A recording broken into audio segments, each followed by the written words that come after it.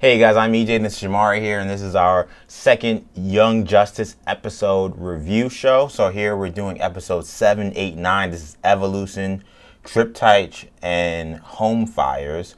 So Shamari, this was kind of an interesting group of episodes. They were very different in the characters that were involved. One episode was very centered on the villain. Actually, I would say 2 episodes, I would argue, were very much centered on the villain of the episode. What did you make of this as a grouping before we get into the nitty gritty of these? I thought these were really good episodes. I thought they were very informative and very big on kind of setting up the scenario of the story going forward. But they were good. These were also very similar to the last episode. The last group of episodes we have, some were very Easter egg heavy. Definitely, I would say.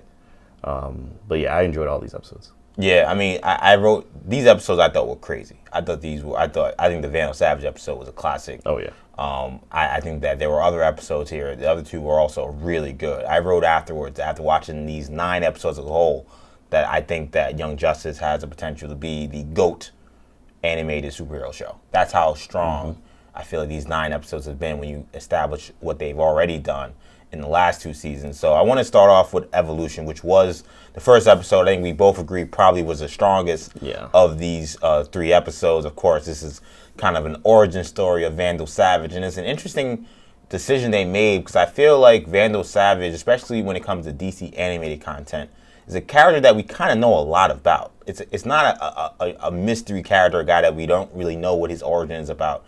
So I thought it was a surprise, for me at least, for them to decide to go ahead with an origin, but man, did they make his origin well worth it. Yeah, I mean, they did so much with him and telling the story of how he became the first metahuman. Yeah.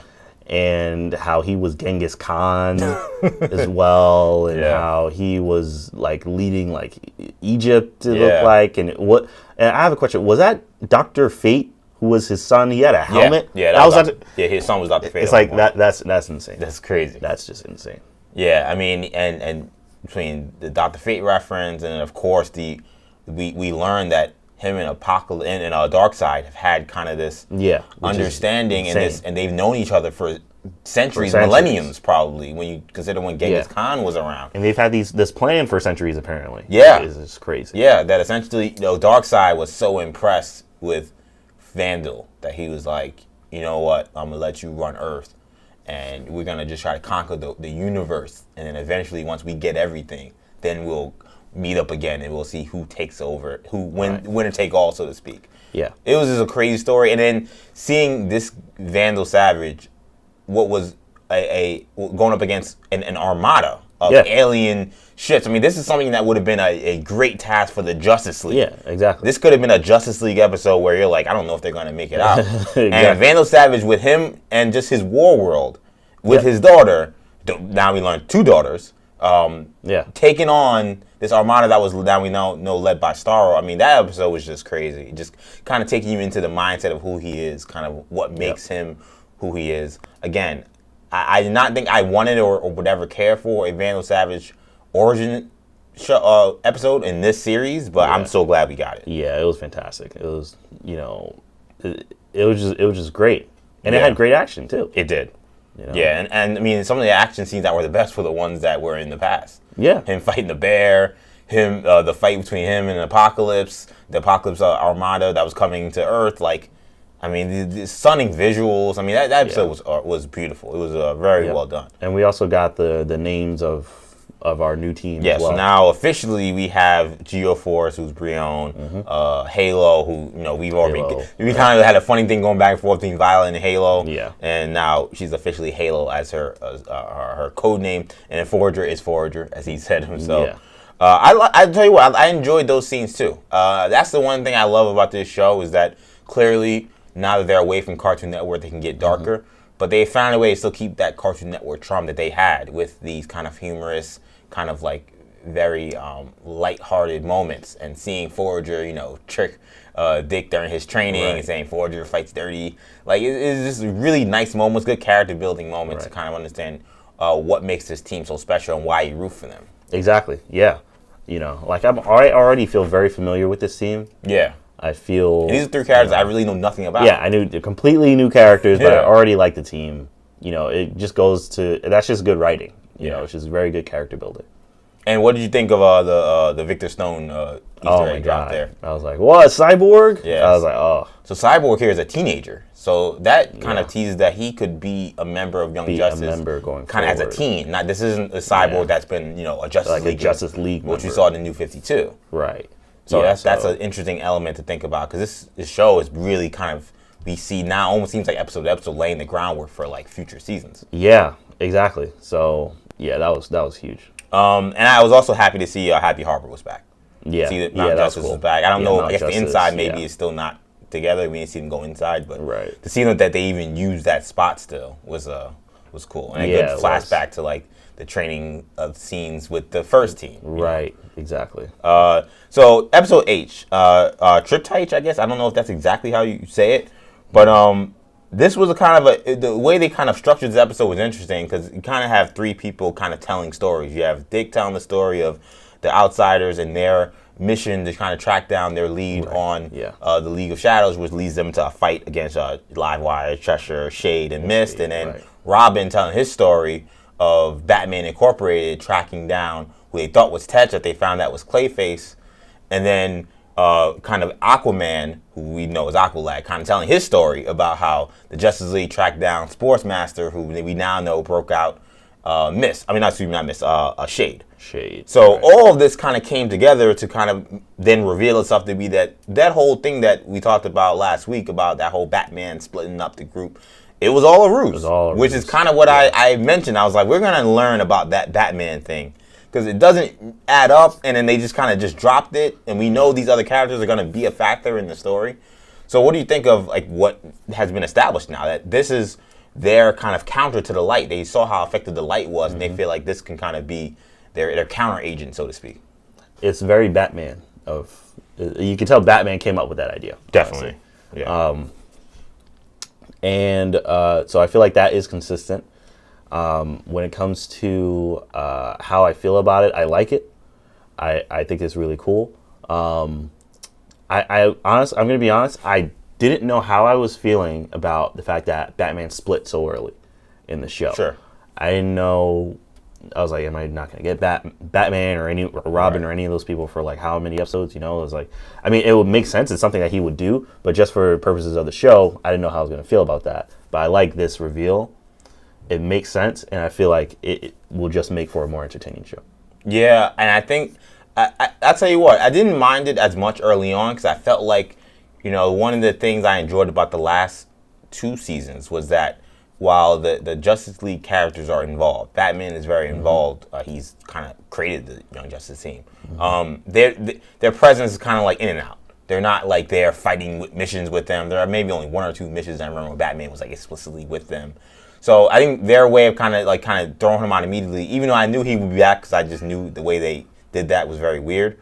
I kind of enjoyed it. I said, okay, I don't got to think about Batman. Don't got to worry about the Justice League. Just here are my new Outsiders and my old team, and just try to like learn about them. If anything, I'm kind of still wanting to see more from the actual Young Justice team. I still want to see Static and Wonder Girl and those Blue Beetle. Yeah, I agree. Like, we don't see really one episode of them. So if there's anyone I'm missing right now, it's them. Yeah. Though I have to say, I did love that the Batman's team, Robin, Spoiler, Batman Incorporated, Batman Arrowhead, and Orphan.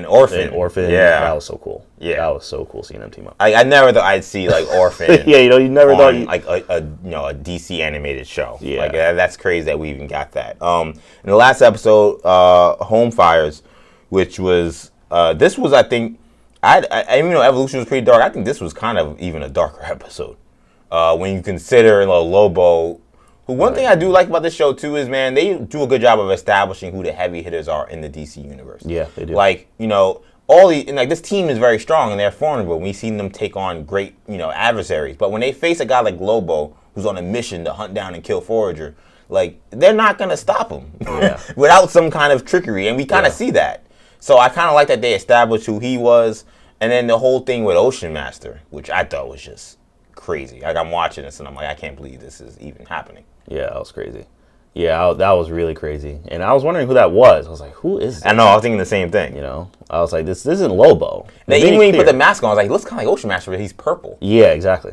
But like, who knows? Maybe his armor changed because of the whole time being in prison for 6 years. Because he looked crazy and he sounded crazy. Yeah. Like, I mean, that was crazy. So it was all these Easter eggs, and even the gathering that they had. I believe Lois showed up with Jonathan. Yeah. Which is just crazy. You see Barry's kid. You see Barry. Young Arthur. Right. Who's Aquaman, the OG Aquaman's kid with Mera. Right. I mean, that gathering even was insane. It was just very Easter egg heavy. To the point where, like, when you see Ocean Master being like, I'm about to do the nuclear option, you're like, wow, he's gonna kill a lot. Do not. Like, this is gonna be terrible if this happens. It's like, right. it put the fear in you when you see those kids and those families together, and you see unhinged Ocean Master, and then you see him get beheaded, which again kind of speaks to the darkness and like the whole anything can happen on this show element that we see now that it's on DC Universe app. But I thought that also was a pretty crazy episode. Now, what do you think of now the new light that we have? It's Deathstroke's in there, Lex Luthor, Granny Goodness, Vandal Savage, Queen Bee, and Clarion, who they were the OGs from before. Right. Granny Goodness made her first appearance really in these episodes. Yeah. So I'm digging the new light.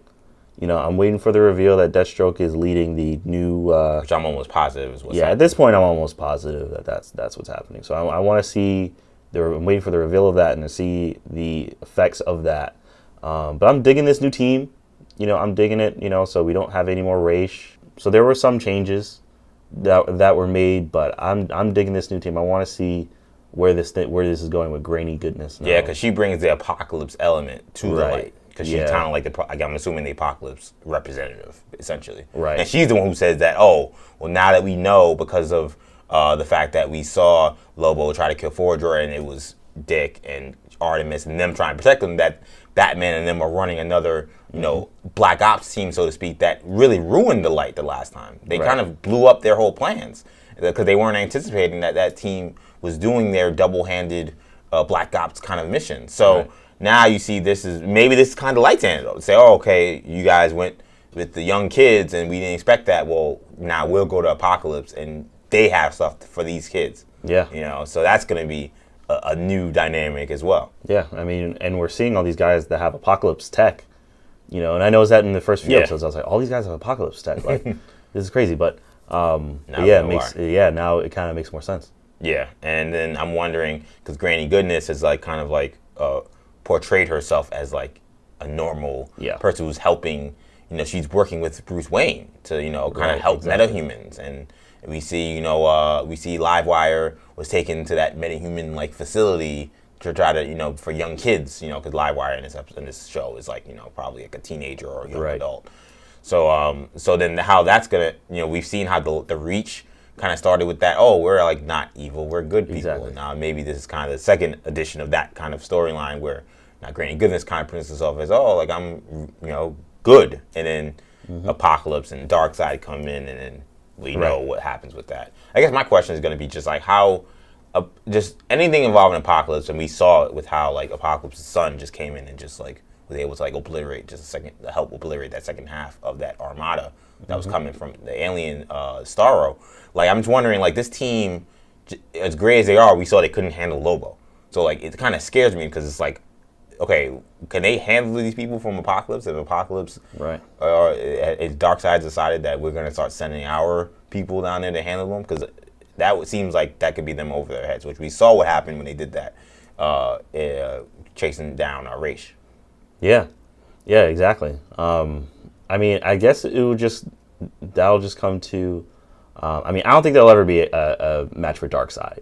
Definitely not on that team. Yeah. So, but I think it'll just come down to the storytelling and how the Justice League will get involved. They got to get involved. Yeah, because they have to get involved at some point. And we see they are, because it's a collaboration that they have with Justice League, Batman Incorporated, and the Outsiders. Yeah.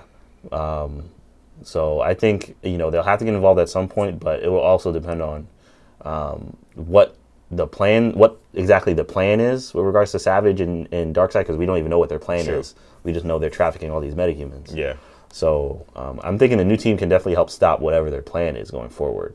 And shout out to Triptych also for like just throwing together like so many villains. Like to see Mad Hatter, see Clayface, see Shade, see Livewire. I mean, Sportsmaster. I mean, this show, like they're giving you the DC universe, which I think is what makes the show so enjoyable. Is that anyone you could imagine could very well show up in this show. And I said that I was hoping we'd see Gotham City kind of make an appearance, and we had that strong in that episode. Yeah, we did. So, we both agreed these were 3 more strong episodes. I think these 3 were even stronger than the last 3 to me. I agree with that. So it seems like the season's only getting better.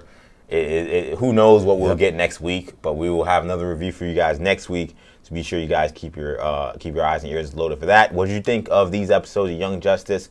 Leave a comment, like our video, and of course, subscribe to our channel, New Generation Media, and check out our podcast, New Generation Hero Talk, on the New Generation Podcast Network on SoundCloud, iTunes, and Stitcher. But from Shamari, I'm EJ. Peace.